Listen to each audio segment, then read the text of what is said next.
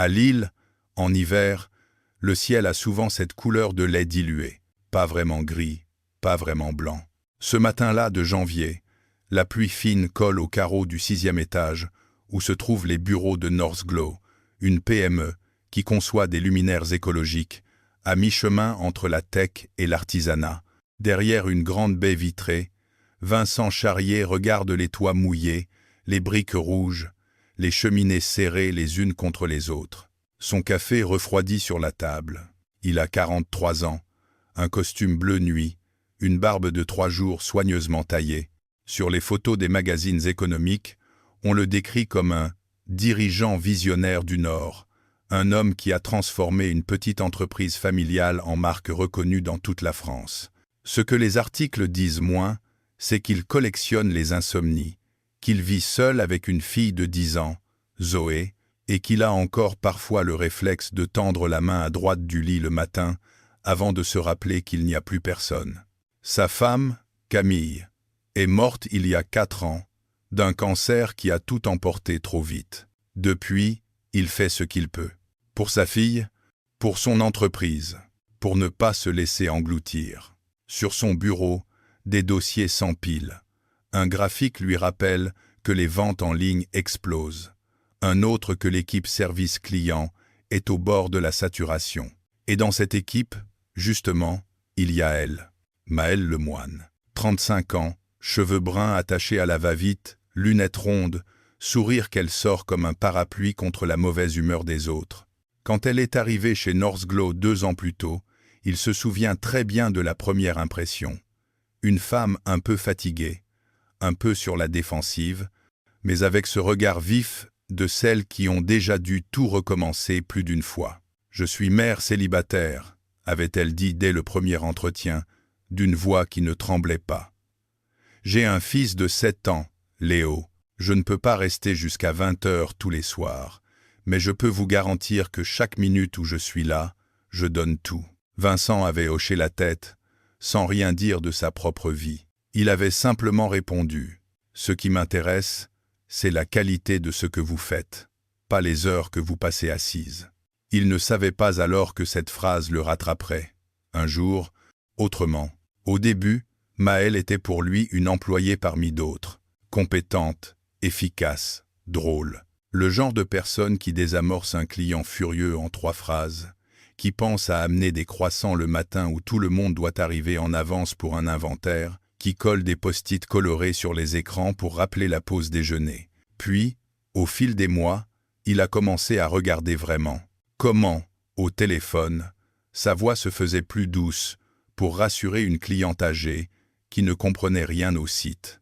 Comment elle notait dans un cahier les prénoms des personnes qui appelaient souvent pour pouvoir les rappeler ensuite. « Bonjour, Madame Martin, c'est encore Maëlle. » Comment, vers 6h30, elle jetait toujours un coup d'œil à l'heure, le portable posé à côté d'elle, en attente silencieuse d'un message de Léo, qui sort de l'étude. De son bureau vitré, Vincent voyait tout ça sans toujours s'en rendre compte. Et, sans s'en rendre compte non plus, quelque chose en lui s'est déplacé. Une attention un peu plus longue, un sourire quand elle passait, une chaleur étrange quand leurs regards se croisaient autour de la machine à café. Il ne l'a pas cherché, il en avait même franchement peur. Il s'était promis, après Camille, qu'il se consacrerait à Zoé et à Northglow. Point. Les histoires compliquées, les émotions qui débordent, très peu pour lui. En plus, Maëlle travaillait dans sa boîte, sous la responsabilité directe de la directrice du service client, Martha, qui lui rendait des comptes à lui. Il déteste les histoires de patrons qui profitent de leur position.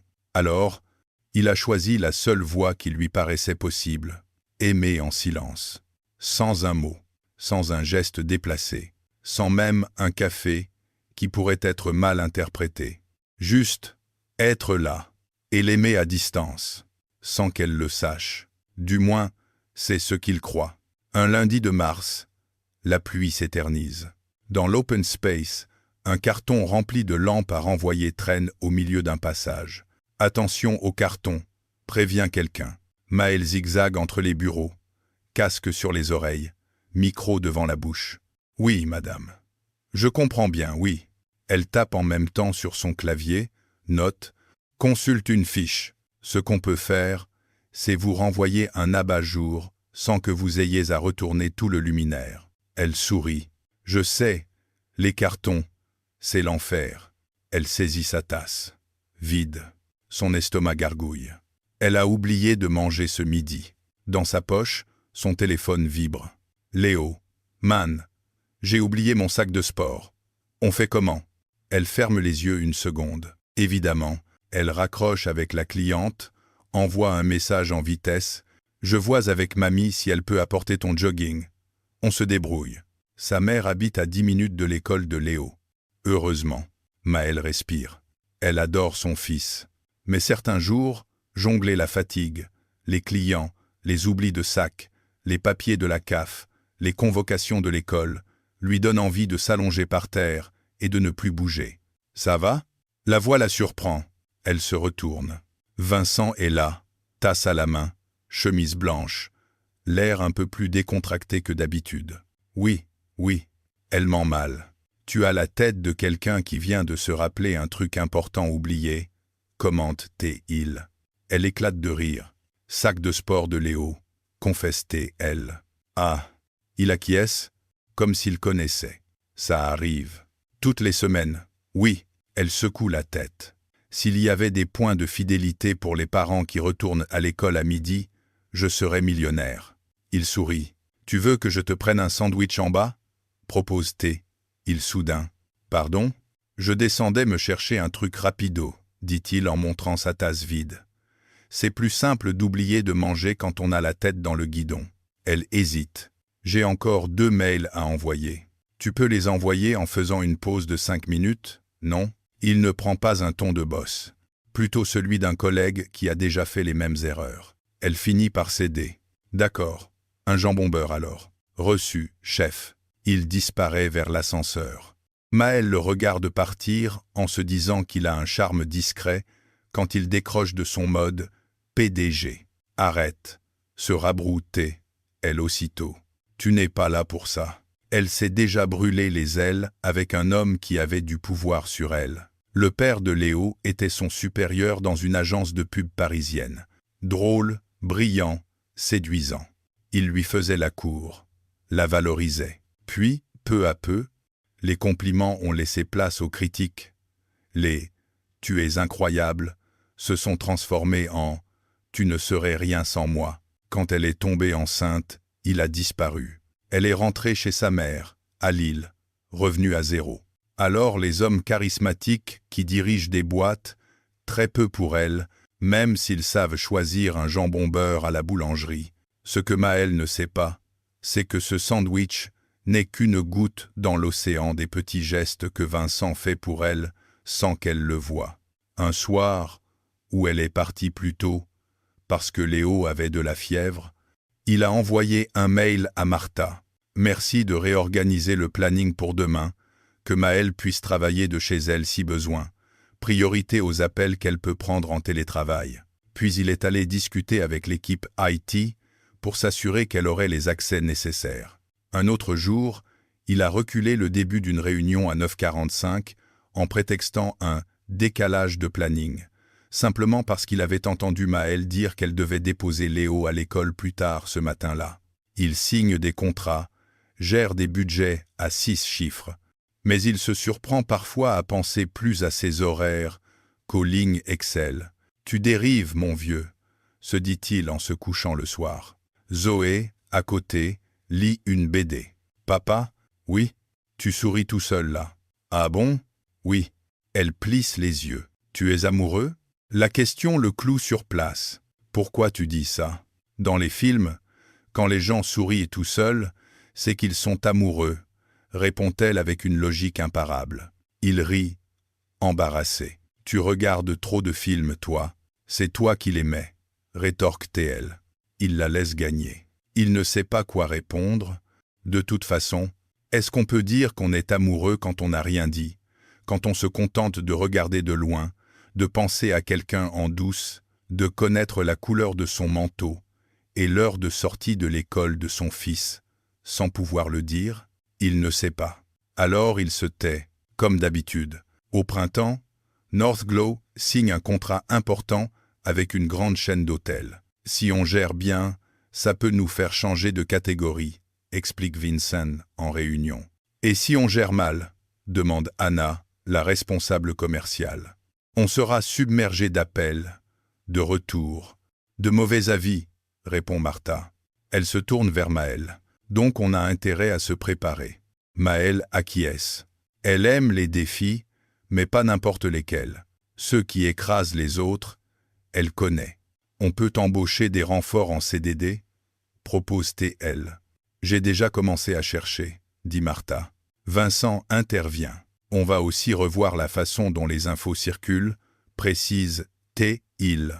Il regarde Maëlle. Je veux que le service client soit dans la boucle dès le début. Pas qu'on vous donne les consignes la veille de la mise en ligne. Maëlle relève la tête, surprise. Merci, dit-elle. Juste ce mot. Mais il vaut beaucoup.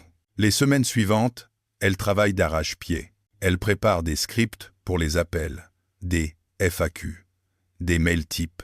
Elle se bat pour que les infos soient claires, que les clients ne se retrouvent pas à appeler pour des questions auxquelles on aurait pu répondre dès le départ sur le site. Tu es en train de faire le boulot de 3 personnes, constate Martha. Je sais, répond Maëlle.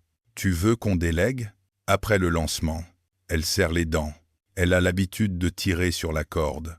Elle sait aussi que ce n'est pas sans conséquence. Un vendredi soir, alors qu'elle s'apprête à partir, son portable vibre encore. École Léo. Rappel. Rendez-vous parents-professeurs, mardi 17h30. Elle fronce les sourcils. Déjà, elle ouvre son agenda. Mardi 17h30. Un gros point rouge. Réunion de crise 6 bugs sur la plateforme Hôtel. Vincent a demandé à toutes les personnes clés d'être disponibles. Elle soupire. Martha passe derrière elle. Tout va bien? Réunion mardi. Réunion parents-prof. Même heure. Elle mord l'intérieur de sa joue. J'essaierai d'être à 2 endroits à la fois. Plaisante TL. Martha la regarde. Tu en as parlé à Vincent? Il a autre chose à faire. Il a aussi une fille, rappelle Martha. Maëlle hausse les épaules. Je verrai. Comme souvent, elle se dit qu'elle se débrouillera. Le mardi arrive trop vite. La journée est un chaos organisé. La plateforme de commande pour les hôtels a du mal à suivre. Les délais d'expédition s'allongent, les mails affluent. À 17h20, Maëlle sent son cœur accélérer. Elle a prévenu l'école qu'elle serait être un peu en retard. On se retrouve tous en salle de réunion à 17h30, annonce Vincent. Vincent, elle hésite. Tout le monde se lève déjà, dossier en main. Oui, j'ai. Les mots restent coincés. Tu n'as qu'à dire que tu as un rendez-vous important, se dit-elle. Mais elle n'a pas envie d'être celle qui fait passer sa vie perso avant le boulot. Pas encore. Rien. Laisse tomber, murmure-t-elle. Tu es sûre? Oui. Elle sourit, ce sourire automatique qu'elle maîtrise si bien. Il fronce les sourcils, mais ne dit rien. La réunion commence. Les chiffres défilent, les graphiques, les problèmes techniques. Maëlle tente de suivre, mais son esprit est ailleurs. Dans une salle de classe, avec des tables décorées de dessins, des chaises trop petites, une enseignante qui regarde sa montre. À 17h45, son portable vibre. Elle l'ignore. À 17h50, il vibre encore. Cette fois, Vincent remarque qu'elle tressaille. « Tu peux décrocher si c'est important », murmure-t-il en se penchant vers elle. « Non, c'est bon. » Elle serre les mains. À 18h05, la réunion s'éternise. Finalement, elle craque. Elle se penche vers lui. « Je dois y aller. »« Pardon ? J'ai rendez-vous à l'école de mon fils depuis 17h30. » Elle chuchote, honteuse. « Je suis déjà en retard. » Vincent la regarde, stupéfait. « Pourquoi tu ne l'as pas dit tout de suite ?»« Parce que... » Elle hausse les épaules. « Parce que j'ai besoin de ce job. » La phrase le transperce. Il se tourne vers le reste du groupe. « On fait une pause de 10 minutes, » annonce T-il. « Mais, on reprendra après. » Il se lève. « Maëlle, je vous accompagne. Ce n'est pas la peine. » Si. Il ne lui laisse pas le choix. Dans le couloir, Elle marche vite, presque en courant. J'aurais dû te dire dès ce matin, s'écrie-t-elle. Oui, confirme-t-il. Je sais. Elle s'en veut tellement qu'elle n'ose pas regarder son visage. Mais tu sais quoi, ajoute-t-il. Quoi? J'aurais dû te demander, aussi. Elle se tourne vers lui, surprise. Tu as dit qu'il y avait une réunion parents-prof. Je l'ai dit à Martha, pas à toi. Ça revient au même. Non. Il s'arrête devant l'ascenseur. C'est moi qui ai planifié cette réunion à 17h30. Il plante ses yeux dans les siens. C'était à moi de faire en sorte que des parents puissent y assister, sans culpabiliser. Elle reste muette. Dans l'ascenseur, ils descendent en silence. Au rez-de-chaussée, la pluie les accueille, fine, obstinée. On prend ma voiture, dit-il. Ce n'est pas nécessaire. Si on veut que tu arrives avant la fin du rendez-vous, si. Il ouvre la porte. Elle se laisse faire, trop bouleversée pour protester. Dans la voiture, l'essuie-glace bat la mesure. Tu sais, Maël, commence-t-il prudemment. Ne me fais pas la morale, je t'en supplie, souffle-t-elle. Ce n'est pas la morale que je veux te faire. Il serre un peu le volant. Je veux juste que tu saches que tu as le droit de dire « J'ai un rendez-vous à l'école de mon fils » sans avoir peur de perdre ta place. Elle rit, sans humour. « Dans quelle entreprise ? Dans la mienne en tout cas, répond-il. Elle se retourne vers lui. « Tu peux le dire, que tu le penses. Je vais le faire. Et tu peux le penser. » Elle secoue la tête. « Mais ce n'est pas toi qui te réveilles la nuit en te demandant comment payer le loyer si tu fais un faux pas. » Le silence tombe. Il ne se défend pas. Parce qu'elle a raison. Ils arrivent devant l'école. Le rendez-vous est presque terminé. L'enseignante, un peu sèche au début, se détend en entendant les excuses de Maël et surtout, en voyant l'inquiétude sincère sur son visage.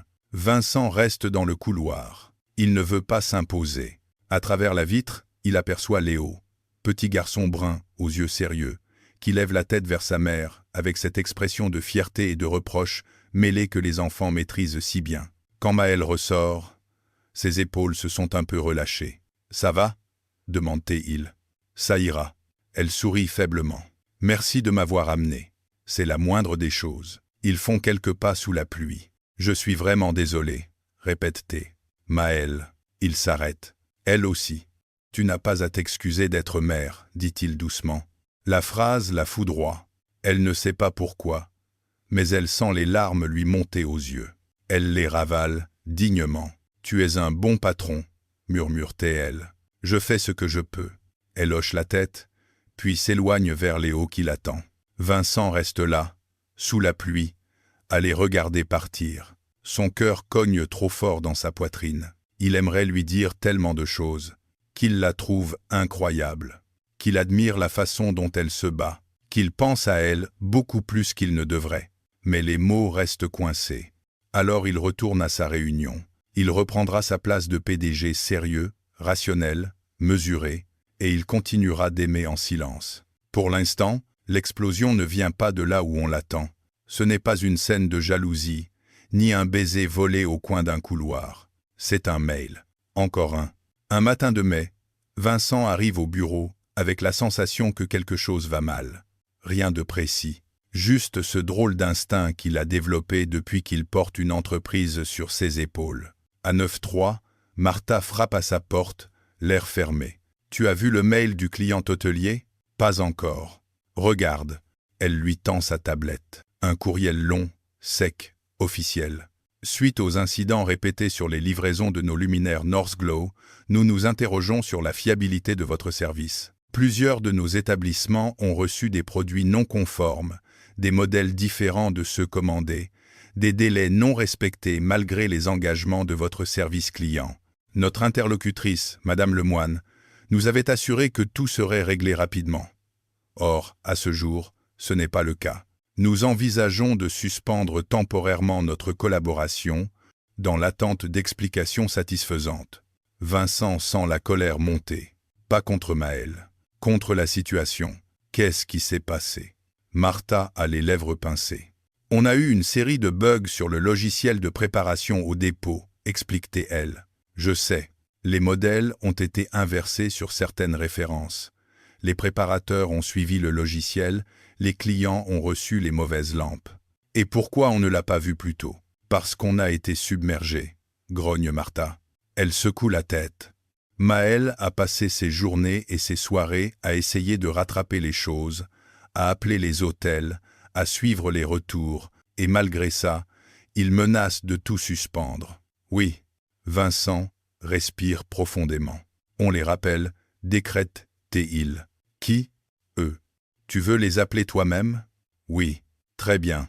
Martha hésite. Il y a autre chose. Quoi encore? Dans le mail d'avant, il la cite, elle, nommément. Elle pointe la phrase. Notre interlocutrice, Madame Lemoine, ils sont persuadés que c'est elle qui nous a trop promis, ou qu'elle n'a pas suivi derrière, dit Martha. C'est faux. Je le sais. Martha le regarde. Mais toi, tu le sais parce que tu regardes les tableaux, parce que tu la vois se battre. Eux, ils voient juste un prénom, un mail de contact, un visage au bout du téléphone. Vincent sent une boule se former dans sa gorge. Elle est au courant? Pas encore. Je m'en occupe. Maël est déjà là. Une tasse à la main, des cernes sous les yeux. Je peux te parler? Demande-t-il en passant la tête dans l'open space. Bien sûr. Elle le suit dans une petite salle vitrée. Il lui montre le mail. Elle lit. Au fur et à mesure que ses yeux parcourent le texte, son visage se tend. Il pense que c'est de ma faute, souffle-t-elle.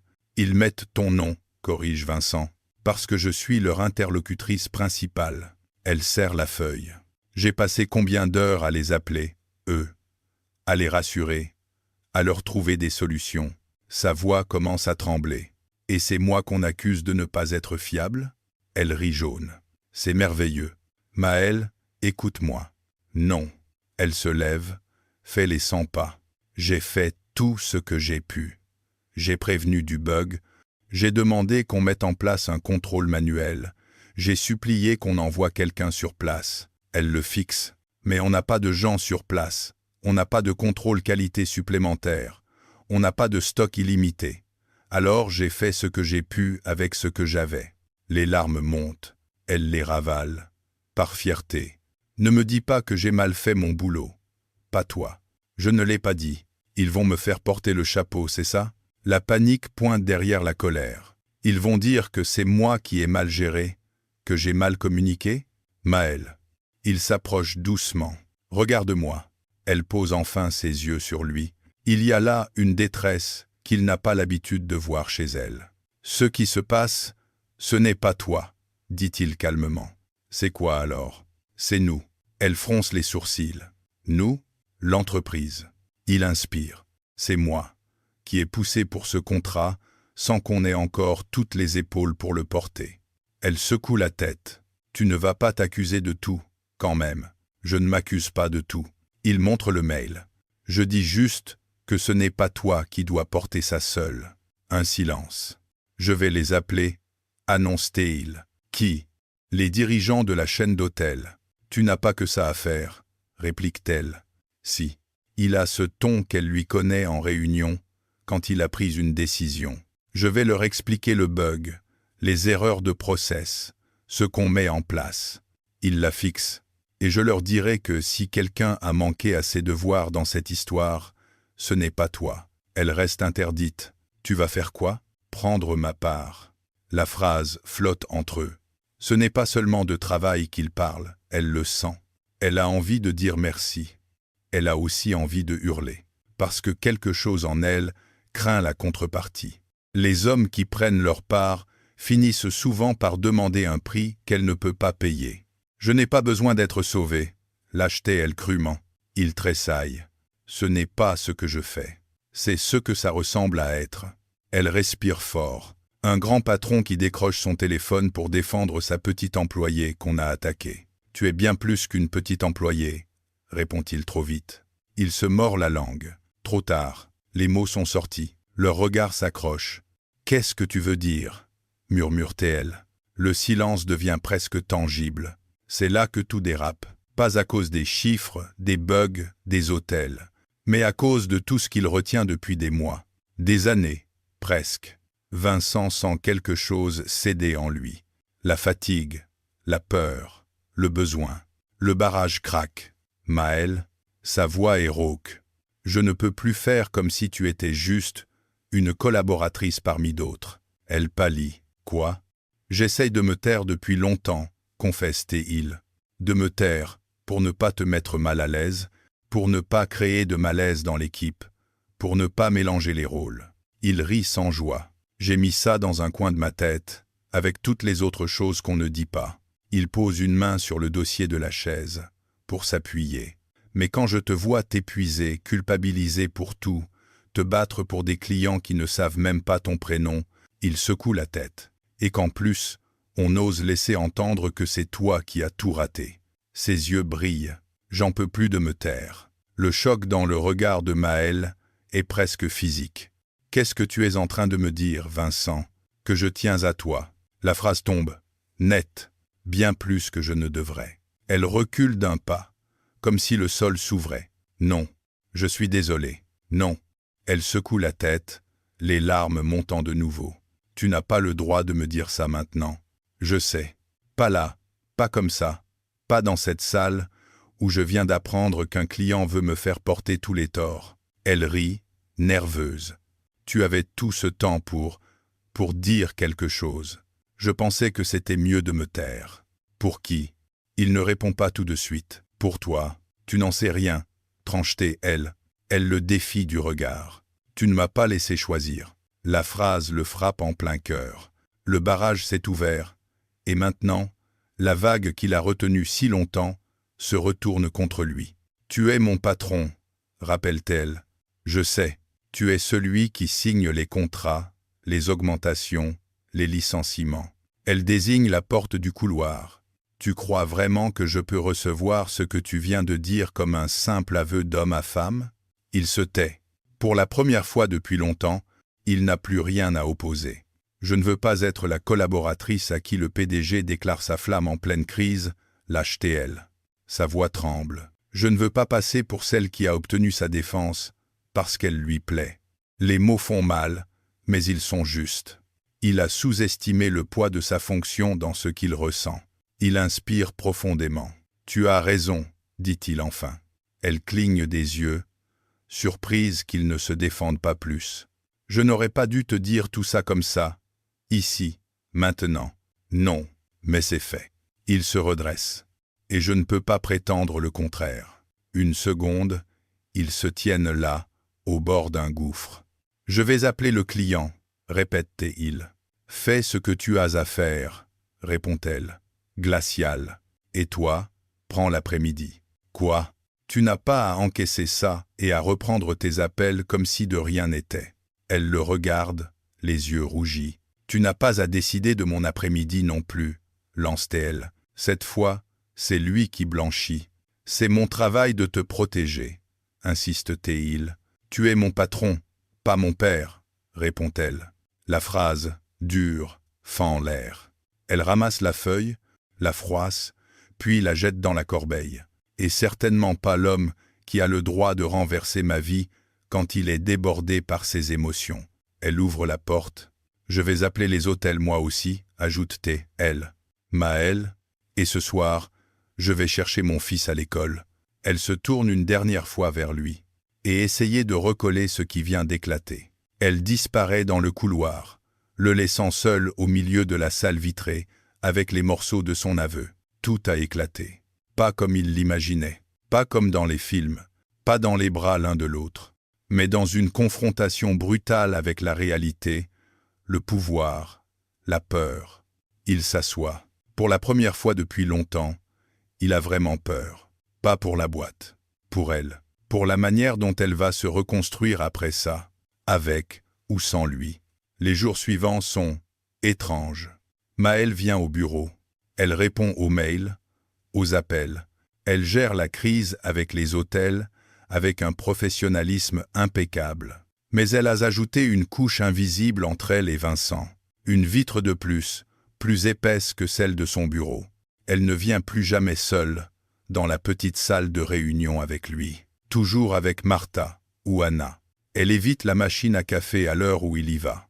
Leur seul contact se fait en réunion plénière, à travers des slides, des chiffres, des « merci Maël pour le travail accompli ». Vincent respecte son retrait. Il a voulu être correct. Il a raté le timing. Alors il recule, mais il ne se contente pas de se mettre à distance. Il réfléchit, longtemps, comme il le ferait pour un problème complexe d'entreprise. Sauf que là, c'est sa vie, et celle de Maël, qui sont en jeu. Un dimanche, alors que Zoé est chez sa grand-mère pour le week-end, il s'assoit à sa table de cuisine avec un carnet. Il écrit « ce que je peux changer, ce que je dois laisser, ce que je veux ». Dans la première colonne, il note « organisation de la boîte, mon rôle de supérieur hiérarchique, mes horaires, équilibre vie pro, vie perso ». Dans la deuxième, les sentiments des autres, le passé, la peur qu'ont les gens de parler. Dans la troisième, être un père présent, une direction qui tient compte des vies des gens. Ne plus aimer en silence jusqu'à se trahir. Il ne trouve pas de solution miracle, mais une idée germe. Le lendemain, il en parle au conseil d'administration. « Je veux recruter un directeur général », annonce-t-il. « Pardon ? Je resterai président, mais pas PDG. » Les réactions fusent. « Tu veux te retirer ? Tu es sûr de toi. On n'est pas assez gros pour ça. » Il laisse passer la tempête. Northglow a grandi. Il pointe les chiffres. « J'ai été le dirigeant opérationnel dont l'entreprise avait besoin jusqu'ici. » Il inspire. Aujourd'hui, elle a besoin d'une structure plus claire, plus solide. Il pense à Maël, d'un management qui ne soit pas concentré entre les mains d'une seule personne. Les administrateurs discutent, calculent, pèsent. Il tient bon. « Je ne disparais pas », insiste-t-il. « Mais je veux créer une organisation où le président n'est pas le supérieur hiérarchique direct d'une partie des équipes. Personne ne sait que, derrière, il y a aussi un homme qui a besoin que la structure le protège de lui-même. » Le processus prend des semaines. Maël, elle, voit juste qu'un jour, un mail tombe. Arrivée prochaine d'un directeur général, réorganisation à venir. Les rumeurs vont bon train. Il se barre. Il a vendu. Il est malade. Elle n'écoute qu'à moitié. Elle n'a plus l'énergie pour ça. Léo fait des cauchemars en ce moment. Il a peur que sa mère le laisse, lui aussi. Un soir, il lui dit « Tu vas partir, toi aussi ?»« Partir où ?»« Ben, comme papa. » Cette phrase-là lui fait plus mal que n'importe quel mail de client fâché. « Non, mon cœur. » Elle le serre contre elle. « Moi, je reste. Les projets, les budgets, les contrats, tout paraît bien dérisoire face à cette promesse-là. » Le nouveau directeur général, Hervé, arrive en juin. 50 ans, l'air posé, une expérience solide dans plusieurs PME en croissance. Il prend son temps pour comprendre. Il discute avec tout le monde, passe au dépôt, mange à la cantine. Maël le trouve rassurant. Un jour, il vient la voir au service client. « J'ai entendu dire que vous étiez au cœur de la tempête avec les hôtels, » dit-il. « On s'en est sorti, » répond-elle prudemment. « Oui. » Il sourit. « Et j'ai aussi entendu que vous aviez préparé toutes les procédures qui nous ont évité d'être encore plus dans la panade. » Elle rougit. « Je fais mon travail. »« Vous le faites bien, » corrige-t-il. Il marque une pause. « Je voulais que vous sachiez que, dorénavant, votre responsable hiérarchique direct, c'est Martha et moi au-dessus. Pas Vincent ? Non. » Il la regarde. Vincent reste président. Il sera toujours là pour les grandes orientations, les gros clients. Il sourit. Mais pour le quotidien, c'est moi. Elle hoche la tête, un peu troublée. Pourquoi vous me dites ça ? Parce que je veux que ce soit clair. Il se lève. Et parce que j'ai besoin de gens comme vous pour faire tourner cette boîte. Maël reste seule, avec un drôle de soulagement qui se diffuse. Elle ne s'était pas rendue compte à quel point la présence de Vincent au sommet de toutes les pyramides pesait sur son esprit. Il s'est mis de côté, pas pour fuir, pour créer de l'espace. Pour elle, pour lui, pour l'entreprise. L'été arrive. Une petite fête est organisée au bureau pour célébrer la signature d'un nouveau contrat, plus raisonnable, cette fois. Zoé vient, Léo aussi. Ils se rencontrent devant le buffet, une assiette de chips à la main. « Tu es la fille du patron, toi? Demande Léo. Zoé hausse une épaule. C'est lui qui est mon père, surtout. Ma mère, c'est Maëlle, dit Léo avec fierté. Ah, la dame qui parle fort au téléphone, rigole Zoé. Ils rient ensemble. Pendant ce temps, un peu en retrait, Vincent et Maëlle tiennent chacun un verre de jus d'orange. C'est la première fois depuis la fameuse explosion qu'ils se retrouvent seuls quelques secondes. « Bonjour, dit-il.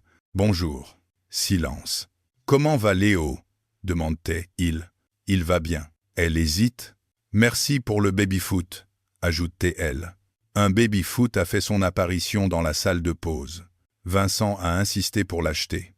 C'était une suggestion du CSE, corrige-t-il avec modestie. Et une validation de ta part, réplique-t-elle. Ils se taisent. J'ai appris que tu n'étais plus notre boss direct, aligné sur tout, reprend-elle. Oui, c'était ton idée? Oui. Il ne ment pas. Pourquoi? Il réfléchit à ce qu'il peut dire. Parce que la boîte en avait besoin, répond-il d'abord.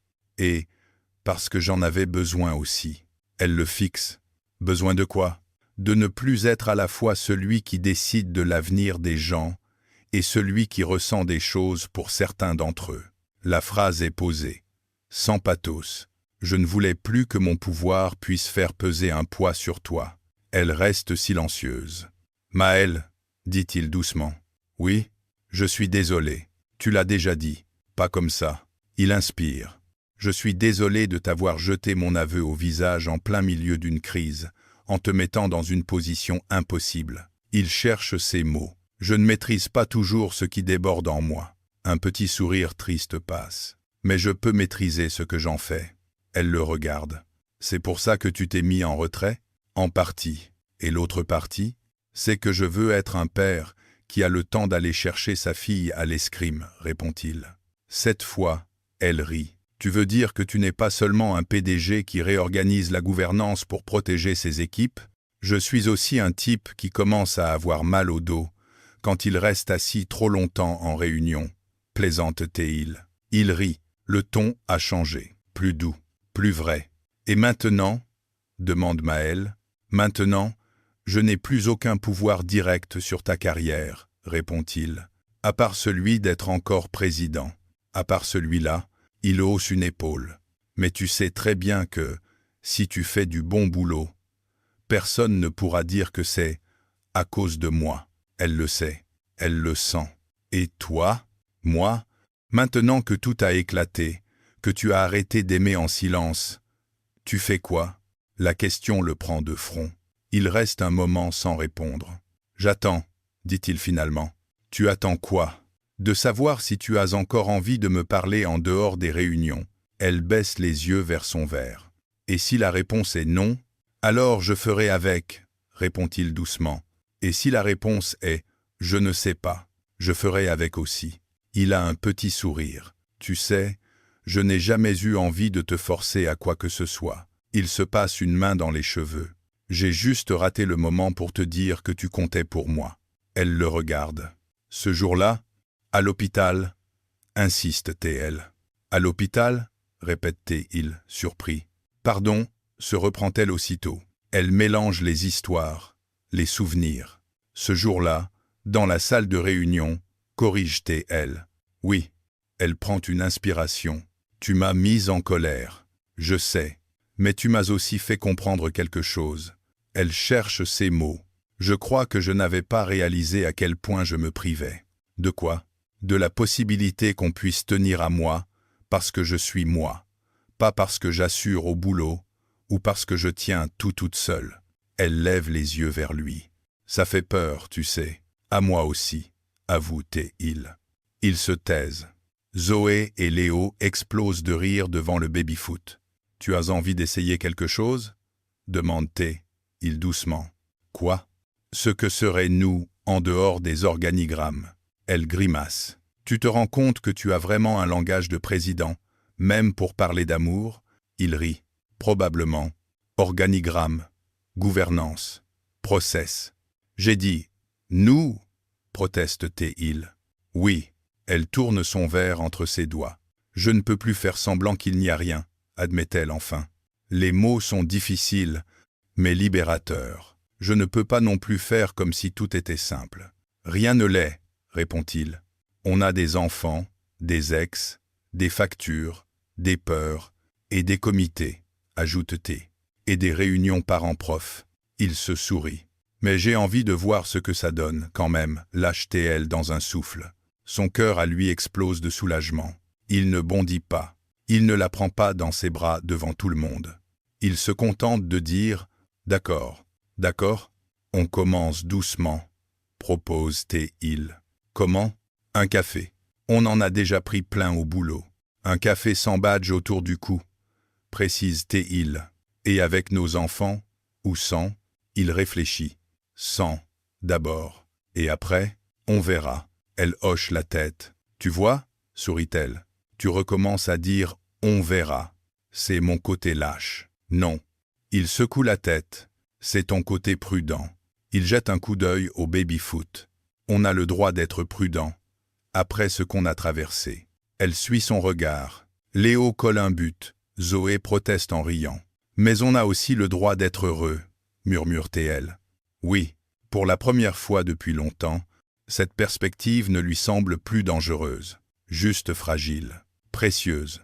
Quelques semaines plus tard, un samedi après-midi, ils se retrouvent à la terrasse d'un café, entre deux averses, sans badge, sans dossier, sans salle vitrée, juste deux personnes, un peu cabossées, qui ont décidé de ne plus tout garder en elles jusqu'à ce que ça explose.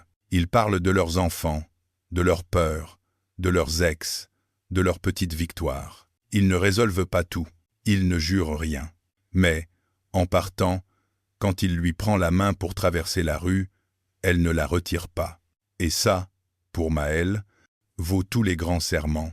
Quelques mois plus tard, Zoé et Léo se chamaillent dans un salon où deux tasses de café refroidissent sur la table basse, pendant que Vincent et Maëlle se disputent gentiment pour savoir qui va préparer les crêpes. « C'est à papa de le faire », dit Zoé. « Non, c'est Maëlle qui les réussit mieux », rétorque Léo. « On peut faire moitié-moitié », propose Vincent. Comme pour tout, maintenant, commente Maëlle avec un sourire. Il la regarde. « Ça te va ?» Oui, elle sait qu'il continuera parfois à aimer en silence, par pudeur, qu'elle, parfois, laissera des choses en suspens pour ne pas déranger. Mais ils ont appris une chose. On ne peut pas tout garder en soi éternellement. À force, ça éclate. Autant choisir comment.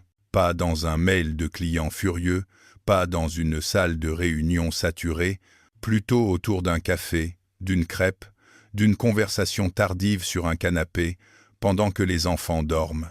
Et, dans ces moments-là, quand elle se surprend à poser sa tête sur son épaule, Maëlle se dit qu'elle a bien fait de ne pas fuir le jour où tout a explosé. Parce que c'est ce jour-là, finalement, que quelque chose a commencé.